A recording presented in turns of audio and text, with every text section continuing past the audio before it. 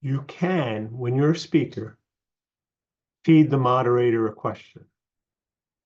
My name is Bruce Rule. I'm a writer and editor, and I help my clients with all kinds of communication needs, social media, newsletters, articles, basically anything they write, I take and I make it better, or I write it myself for them. I also teach public speaking, both in workshops and with private clients. And one of the things that I always talk about is how to start a question and answer session. And I saw it in practice this week, and it was amazing because it was done so smoothly that it had to be planned. It had to be planned. And I'm going to give you the scenario, and then I'm going to explain exactly what they did. We have a local college campus near where I live. It's an oceanography campus. I live at the beach. And they do a meet and greet every session or so, every semester or so, when they come out into the community, and they basically have a couple scientists get up and talk about the research they're doing and talk a little bit about the college, because they want to feel part of the community. They want the community to feel part of them. Great. Well, I went to this last one, and we were sitting there, and scientist got up and talked about his research, and it had something to do with tuna fish and migration from East Atlantic Ocean to West Atlantic Ocean, and it was very technical. And at the end, he said, what questions do you have? And after about 5 seconds, 10 seconds, when nobody raised their hand, the moderator said, well, I'd like to start this off because I have one. And he asked the question. The speaker answered it. And that spurred other people to raise their hands and got the thing going. Next speaker got up, and he talked about something that was even more scientific, about some sort of enzyme or something inside fish that ends up in our bodies, and it was very technical and whatnot. And the same thing, when he was finished talking, any questions? None of us raised our hands at first. Moderator said, well, I've got one. And he immediately asked the question. Scientists answered, and that got things rolling for the second time. And I watched that and I said, this is exactly the type of thing that I tell my clients to do. If you're not sure, you're going to get questions.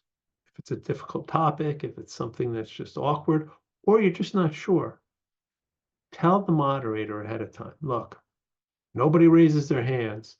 Please ask me this question just to get the ball rolling. And it was done so smoothly that I really honestly thought that the moderator and the two scientists had practiced this ahead of time, that they knew that this was going to happen, that if nobody raised their hands, the moderator was going to step in and ask a question just to get things going. And it worked very well, because you got to understand the audience members' attitudes. Is we're listening to a scientist talk about something that's pretty in depth, not something that we really understand, you know? So we're a little intimidated, maybe. Maybe people didn't feel comfortable asking a question about something that's pretty scientific. So what does the moderator do? In both cases, he asked a pretty obvious, simple question that got the ball rolling, that made it clear that we didn't have to ask very scientific questions. I think the first one with the tuna fish, he asked something about how come there's so many more tuna in the eastern side of the Atlantic Ocean versus the western side of the Atlantic Ocean? Something like that. Something to do with the two populations. Very simple question. And in the second question, I don't particularly remember exactly what he asked, but again, it was something very simple just to get the ball rolling. And it worked very well, because after him, we started raising our hands and people were starting to ask questions. Always do that when you're going to be speaking. Find out the moderator and say, look, if nobody asks a question, please ask this question just to get things going. If the moderator, maybe he's not going to be available, or he's not going to be there, or whatever, find somebody in the audience, find a companion that came with you, and ask them to do it. but always have somebody ready to ask a question to start your question and answer period so that it gets going when you're doing a public appearance. Believe me, the audience won't care that you planted a question. They won't even notice because they're just busy thinking about their own questions. All right.